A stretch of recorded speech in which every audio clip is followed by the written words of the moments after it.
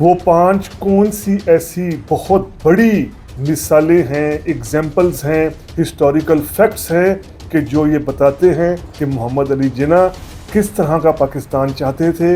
मोहम्मद अली जिन्ना पाकिस्तान को लिबरल पाकिस्तान, एक modern state बनाना चाहते थे।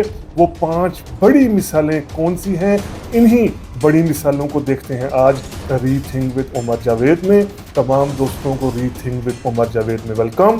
तरतीब के साथ हम इन 5 बड़ी मिसालों को देखें तो पहली मिसाल 1906 में, जब उस वक्त सब कॉन्टिनेंट के, इंडिया के जो मुसलमान जागीरदार थे, ज़मींदार थे, अंग्रेज़ों के पिट्ठू थे, अंग्रेज़ों के कहने पर ही सब कुछ करते थे, ऐसे मुसलमान जब मुस्लिम लीग बनाने जा रहे थे 1906 में, तो जिन्ना इस मुस्लिम लीग के प्रोजेक्ट के ख़िलाफ़ थे। वो नहीं चाह रहे थे कि मुस्लिम एलीट, मुस्लिम अशराफिया एक अलग जमात बनाकर रिलीजन के नाम पर मुसलमानों को भड़काए।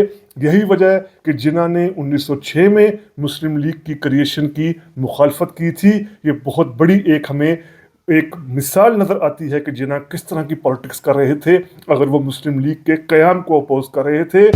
दूसरी मिसाल 1920 में, जब जिन्ना कांग्रेस को छोड़ते हैं तो कांग्रेस पार्टी तब तक गांधी ओवरटेक कर चुके होते हैं। अब गांधी कांग्रेस पार्टी में, या पूरी जो इंडिया की उस वक्त की पॉलिटिक्स थी, इसमें रिलीजियस नारों का इस्तेमाल करना शुरू हो गए थे। यानी उन्होंने सियासत में रिलीजन को मिक्स कर दिया था।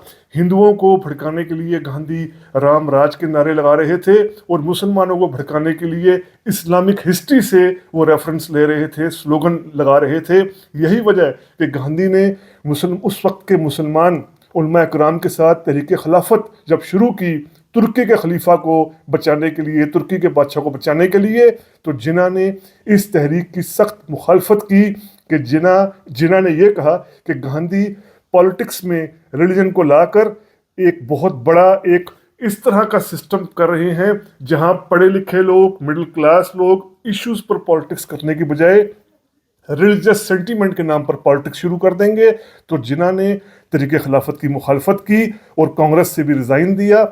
तीसरी मिसाल अगर हम देखें तो जिन्ना ने 1927 में बहुत बड़ा एक जो मुसलमानों की डिमांड रही थी, मुस्लिम लीग की डिमांड रही थी कि सेपरेट इलेक्शन होने चाहिए, यानी मुसलमान उम्मीदवार जो खड़ा हो उसको सिर्फ मुसलमान ही वोट दे पाएँ, गैर मुस्लिम वोट ना दे पाएँ, मुसलमानों की सीटें अलग हों जहां मुस्लिम उम्मीदवार खड़े हों और मुस्लिम वोटर भी मुस्लिम हो। जिन्ना ने विड्रॉ किया। जिन्ना ने 1927 में कहा कि सिर्फ उनकी चंद शराइत मान ली जाएं, सिंध को सूबा बना दिया जाए, NWFP को, सूबा सरहद को ज़्यादा राइट्स दिए जाएं, इस तरह के मुतालबात मान लिए जाएं।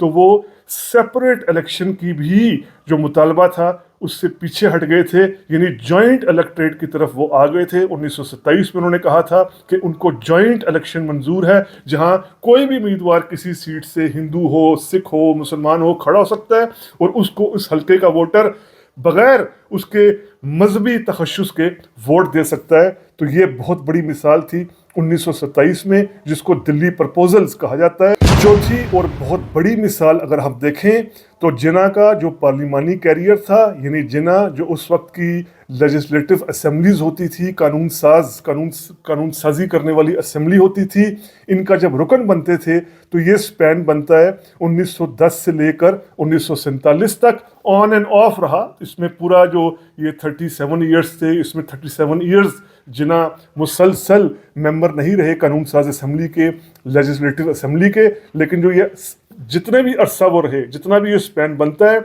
इसमें जिन्ना की कानून साजी का, जिन्ना जिन लॉज की हमायत करते थे, जिन लॉज को पेश करते थे, जिन लॉज के लिए वोट देते थे, वो ह्यूमन राइट्स के लिए, वुमेन राइट्स के लिए होते थे, वो चाइल्ड राइट्स के लिए होते थे, वो जो हकूक़ होते हैं उनका ताल्लुक इन लॉ से होता था।